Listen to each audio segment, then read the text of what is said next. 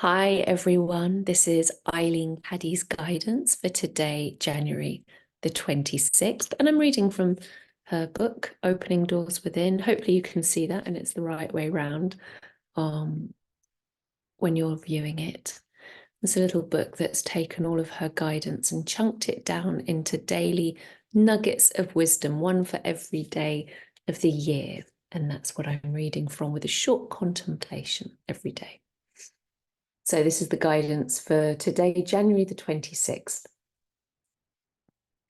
You cannot create the new by remaining immersed in the old. A newborn babe cannot remain attached to its mother. The umbilical cord has to be cut so that it becomes a separate being. So with this spiritual life. Once you have set your foot on the spiritual path and have decided to live in the ways of the Spirit, you have to make a clean break with your old way of life. You cannot have a foot in both worlds. The choice is yours. Let there be no going back on that choice. Keep moving forward. It is when the going is rough that you may crave the so-called good old days and want to go back. There is no going back in this life. A babe cannot return to its mother's womb when life becomes too hard for it. A chick cannot return to its shell, or a butterfly to its chrysalis. Life cannot go backwards. It has to go forwards, always forwards.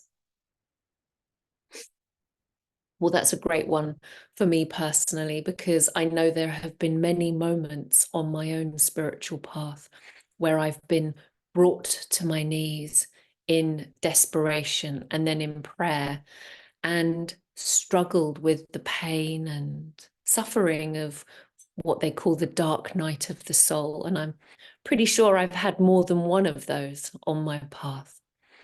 And often in those moments, I have thought about that saying, ignorance is bliss, and how true it is. And I've wished or harked back to a point in my life where I had a different, lower level of consciousness and self-awareness, and how much easier and more simple things seem to be then. They don't really advertise this as part of the spiritual path. You don't hear it printed, or see it printed rather, on slogans for yoga studios and green smoothies, do you? At first, the spiritual path seems wonderful, seems like a good idea at the time, doesn't it? I remember at the beginning of my spiritual path, I loved meditation, and I'd had a meditation practice for quite a few years already in my 20s and 30s. I like crystals and essential oils, and I was really in the spiritual closet, so I wasn't telling anyone about it. But the spiritual path seemed absolutely lovely. I did my yoga and Pilates practice, and drank green juice and made myself smoothies. And what could go wrong with going even deeper on that journey? But of course, it's not for the faint-hearted. There's a reason why the term spiritual warrior has come about, because really it does require that presence of mind and strength, inner strength and courage to keep going.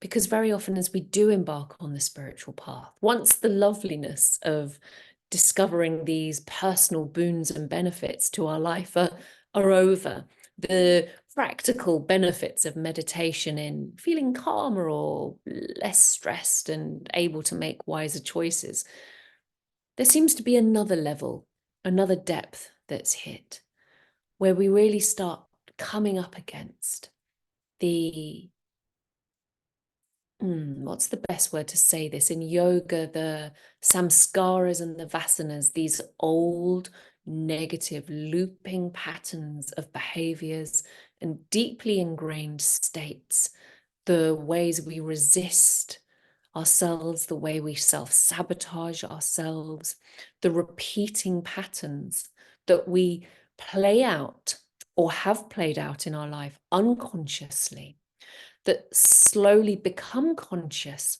but still feel very, very difficult and challenging to change, and that create pain for us. So with this awareness comes responsibility to start making different choices, to start making new choices.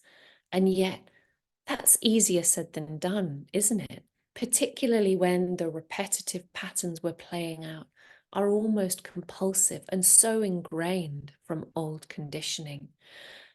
There's nothing more painful, I think, than that moment where we become much more conscious and aware and can see ourselves at a different level so much more clearly. And yet we're still not quite at that stage where we feel able to change the behavior. There's a brilliant analogy in the 12 steps about seeing a hole in the road and falling down it. And it's, I think, used particularly in reference to addiction and the healing from addiction, but I think it's perfectly applicable to any aspect of growth and transformation on the spiritual path. Seeing a hole in the middle of the street and falling down it, and then the next time you walk down the street, you know that the hole's there, but you still fall down it. And then the next time you walk down the street, you know the hole's there, and you catch yourself to try and not fall down it, but you still fall down it. And then the next time you go down the street, you remember the hole's there and you just get your leg stuck in it. And then the next time you finally manage to see it and sidestep it. And I think that's a brilliant analogy for how growth and change happens. But those early days where we're just becoming aware of our conditioning and patterning and trying to make different choices and struggling up against that, it can feel really painful and hard. And this is a bit of an exhortation, a bit of tough love saying, you're on this path now. You can't go back. You can't go back into the womb. The butterfly can't go back into the chrysalis. The chick can't go back into the egg. So rather than wish for those days, those glory days of ignorance is bliss, we need to move forward instead, forward into the new energy, forward into the new story, forward into placing our energy into cultivating new behaviors and bringing as much consciousness and awareness as we can to the old, with the purpose of letting it go and stepping into the new. Take care, everyone.